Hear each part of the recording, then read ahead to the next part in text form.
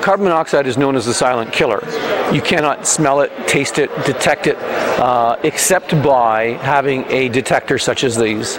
The City of Ottawa and its fire department received more than 100 carbon monoxide detectors on Tuesday, courtesy of the Insurance Bureau of Canada.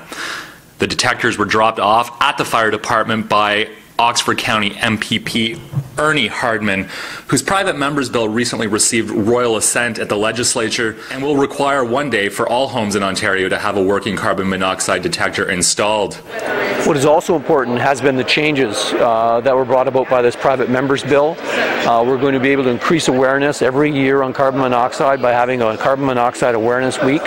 But also, it now allows us to change the fire code to potentially require this as mandatory requirements in all existing residential dwellings. So it's huge changes for us. The carbon monoxide detectors will be handed out by Ottawa's fire department to the people who need them most. Chris Hoffley, Ottawa Sun.